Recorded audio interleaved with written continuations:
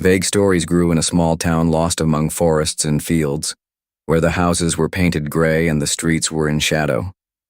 These stories became overgrown with rumors, sometimes becoming real legends that were passed on by word of mouth. But one legend was different from the others. It lived its own life, making people freeze in horror at its mention. The events in question began in a gray 5-story building on the outskirts of the city. At first, innocently, with the quiet cry of a child.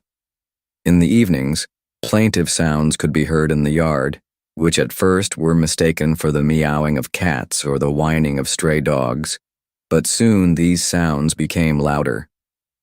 They resembled a heart-rending scream, which gave the locals goosebumps.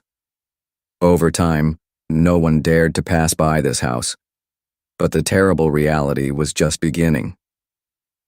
The first loss in this strange house happened to the grandmother who lives on the 4th floor. She was known for her kind heart and caring for her neighbors, but one day she was gone. The search did not follow until a week had passed. In the end, the neighbors gathered and decided to check out what had happened to her. Their nightmares became reality when they found her in the basement. Grandma was lying in a corner. Her face was distorted with horror. Her hands were tortured. She mumbled about the red eyes that watched her from the darkness. Her last words were remembered by everyone. They came for the kids. It was the first call that remained misunderstood. The next victim was a local alcoholic who liked to spend nights on a bench outside his house. He didn't come that evening, and they weren't looking for him either. With hostility, the echoes of his jokes and laughter disappeared, leaving only darkness and cold. He was never found. He simply disappeared, as if the earth itself had swallowed him up. However, his absence worried more and more people, and soon fear lit up the city. The old-timers of the house gathered in the courtyard and began to share old stories, recalling recent sinister events that the whole neighborhood was talking about with longing. 10 years ago, another terrible drama took place in this very basement. A 14-year-old girl, Masha, who was raped by her stepfather, gave birth to terrible grief in these dark walls, and then died of blood loss. It was said that her baby was impossible to find, and the mother could never forget her grief. With each new disappearance, the old fear surfaced, causing resentment and anger among the locals towards this cursed place. Both Masha and her stepfather were commemorated when, a few days later, he was also found dead in the basement. His body was covered with strange incisions, deep as if someone had cut him open. He was still alive, but those around him could only watch as the deepest wounds struck terror into him. His insides had been ripped out and neatly arranged around his body, as if someone had assembled a masterpiece of art from a collection in this hellish place. When the police began investigating these mysterious incidents, they did not expect what they would have to face. The laboratories checked all possible evidence, found a place with freshly dug earth in the basement, and after a long and painful search, they found the remains of a baby who, it seemed, had been abducted the very year Masha died. But this was not the only shock. Among the finds were also recordings of a local Satanist group, which somehow ended up in this basement. They described a ritual that led to the summoning of a certain creature sleeping in the bowels of this house. The police soon found out that a month before all the incidents, a group of teenagers had performed a strange ritual in the basement.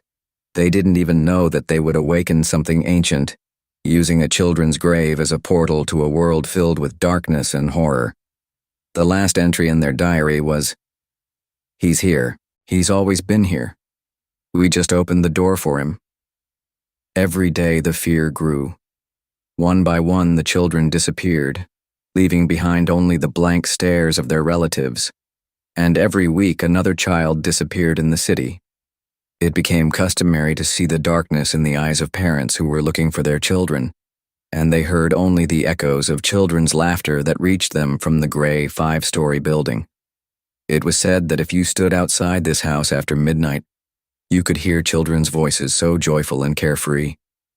However, that sad and lingering joy did not exist. It was exactly the place where children's souls were lost. When the workers decided to demolish this ill-fated house, they faced unexpected obstacles. No one wanted to enter the basement. The workers claimed that at night they heard someone crawling on it, and even knocking on the walls, as if trying to break free. Locals began to whisper that the ghosts of lost children's souls live here, guarding their places. Soon, the abandoned building became an attraction for those who were looking for thrills. Groups of teenagers went there to film horror films or make unexplained recordings about the events that took place in this cursed place.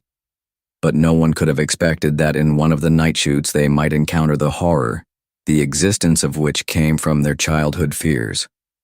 When they looked into the basement, it turned out that the red eyes that the locals whispered about were peeking out of an unknown darkness. They were held back by an inexplicable feeling of fear, which turned into reality. This very darkness was the driving force, an ancient being awakened and hungry for victims. Despite all the efforts of the police and the authorities, the gray 5-story building was not demolished. It stood as a monument to the horrors that took place there, not allowing you to forget about the victims, about the children who disappeared without a trace. Every time someone passed by, he felt his chest crease with fear. The sad cries and laughter seemed to penetrate into the very soul, creating an atmosphere ready to swallow anyone who dared to look into its dark depths. It was said that if you look into the basement, you will see red eyes watching you from the darkness.